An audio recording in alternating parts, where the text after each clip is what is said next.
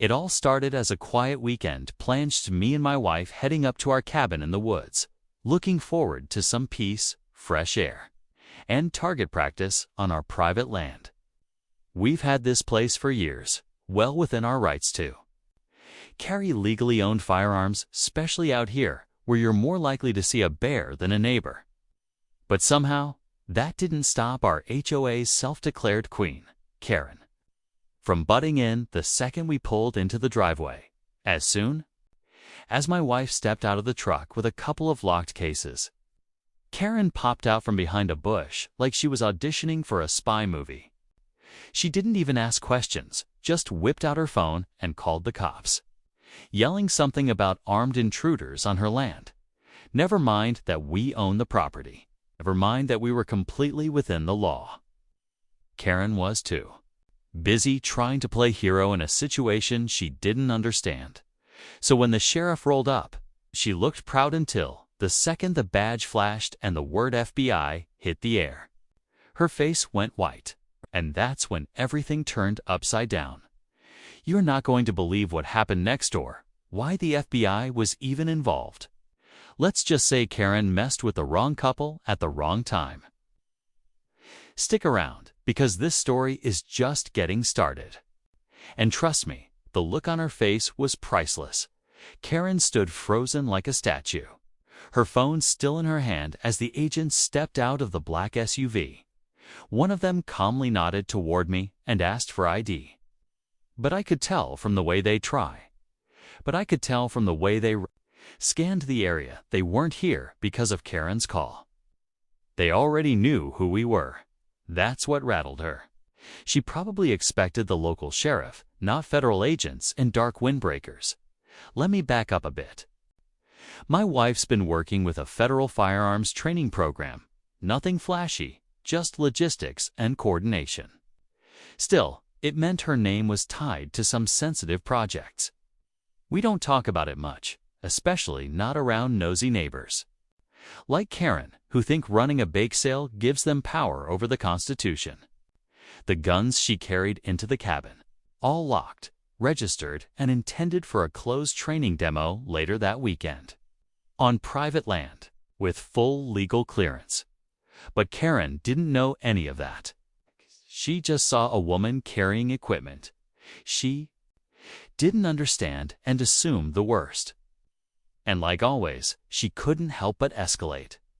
What she didn't realize was that her call triggered a federal alert not because we were dangerous, but because she unknowingly reported a federally cleared event.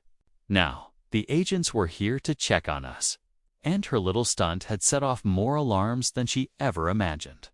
The tension was rising, and the best part? Karen still had no clue just how deep she'd dug herself in.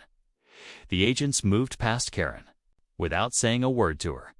One of them motioned for us to step aside, but not in a hostile way, more like they were following protocol. Karen, though, didn't get the message. She marched up behind them, still ranting about dangerous behavior and bringing weapons into the neighborhood, like she hadn't just called in a false report on federal activity. She had no idea how serious things had become. My wife kept calm, just like always. She showed her ID and the paperwork. The agent nodded, then quietly asked if we'd had any prior incidents with local interference. I told him about the constant HOA harassment, Karen measuring our grass, reporting our firewood stack, even taking photos of our guests' cars. He just raised an eyebrow. She's been on a few watch lists for misuse of emergency services. He said low enough only we could hear. That was the first clue this wasn't her first stunt. Meanwhile, a second SUV pulled in, marked, tinted. Karen's voice suddenly cracked. "What's going on?" she asked, eyes darting between agents. No one answered her. Behind all this, the real issue was starting to bubble. The land our cabin sits on isn't just any patch of woods it borders. A tract that's tied up in federal conservation plans with rumors about a future law enforcement training zone. Karen's been sniffing around that land for months, claiming she had investment interest. Now, we were starting to see why she really wanted us gone, and how far she was willing to go. Karen's voice kept getting louder, more panicked. As the agents ignored her and focused on us, she finally shouted, "Why are they here for you? I called them. I'm the one who reported the weapons." One of the agents turned to her calmly and said, "Ma'am, you may want to step back. You've already made a statement." That shut her up, at least for a second. Meanwhile, the second SUV's doors opened, and two more federal agents stepped out. These ones dressed a little sharper, clearly higher up. One of them carried a file, thick with maps and photos.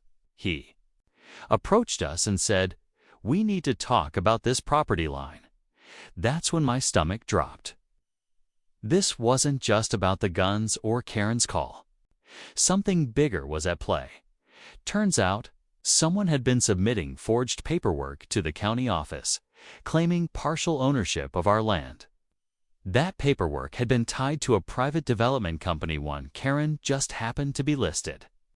As a board member of it wasn't just harassment anymore. This was full-on land fraud. The agents hadn't come just to verify my wife's credentials. They were here investigating the land disputes and suspicious filings. Karen had brought federal attention to the very thing she was trying to sneak under the radar. She must have realized it too, because she suddenly stepped back, face pale, breathing heavy. The agent holding the file looked up and said, "We've got questions and a lot of answers to double-check." Karen's lips parted like she wanted to speak, but nothing came out. She looked from the file in the agent's hands to the cabin behind us, then toward the tree line like she was calculating an exit. But before she could say anything, one of the agents flipped the file open and pulled out a satellite image marked with survey lines. That's when things really flipped. He pointed to a shaded section. "Area right here, someone tried to claim mineral rights under it. Just last week, my wife and I exchanged a look. We hadn't even thought about minerals, just trees, and peace and quiet. But apparently, someone had been trying to get access beneath our cabin, quietly filing claims through shell companies. And guess who had signed off as a local witness on the documents? Karen. But it didn't stop there. Another agent walked over from the second SUV, holding a small, hard case. He opened it and pulled out a drone one that had been grounded. Nearby, he said, they'd found it tangled in some brush along the ridge, loaded with high-res footage of our cabin, license plates, and even audio recordings from our porch. "This isn't surveillance by accident," he said. "Someone's been watching you for weeks." Karen looked like she might faint. Her hand trembled as she reached for her phone again, but this time, the agent calmly took it from her. "You won't need that right now," he said. "We've got a lot more to go over." Inside, we followed the agents into the cabin, hearts pounding. Karen stumbled in behind us, suddenly quiet, her bravado completely gone. At the kitchen table, the lead agent laid out the paperwork, fake mineral claims, forged signatures, HOA complaint logs, and drone footage timestamps. It all painted a clear picture. Karen had been trying to push us off the land so she could flip it for private profit. The mineral rights, the development interest, even the fake emergencies. It was all a setup. Then came the moment we didn't see coming. The agent placed a final sheet of paper in front of us. This was submitted 3 days ago. It's a purchase. Request full buyout of this land. My name was on a text step. I hadn't signed anything. My signature was faked. Karen's eyes went wide, realizing they had her on federal fraud. The agent turned to her and said, "You almost pulled it off, till you called us. That was your biggest mistake." My wife looked at me, stunned. We'd always known Karen was nosy, but never guessed she'd go this far. The agents thanked us for our cooperation and stepped outside to make a call. And just when we thought it was over, one of them returned with a final twist. "You two are eligible for witness." Restitution under federal protection. This cabin sits on federal land. That's just been reclassified. Technically, the government now owns it. Unless you'd like to lease it back. Long-term, Karen gasped. That land she schemed for. She just handed it to the feds. We stood there for a long moment, letting it all sink in. The cabin we built. Memories in the place Karen tried so hard to take from us was now under federal protection. The lease terms: fair, affordable, and ironclad. We weren't going anywhere. If anything, we had more security now than ever before. Karen didn't say a word as the agents walked her out, gently but firmly. We later found out she was facing multiple charges: fraud, filing false reports, and illegal surveillance. Her spot on the HOA board gone within the week. Turns out the board didn't know half of what she was up to. Or maybe they did, but no one wanted to go down with her. Either way, the entire neighborhood started acting a lot quieter after that. My wife and I finally had the peace we came up there for in the first place. The cabin stayed ours, legally and fully. The land leased back with protections that ensured no one could ever pull a stunt like that again. And the training weekend my wife planned went off without a hitch except. Now, the agents joked they might stop by more often just to enjoy the quiet.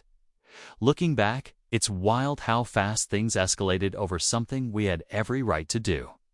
But if there's one thing we've learned, it's this: some people will go to unbelievable lengths for control.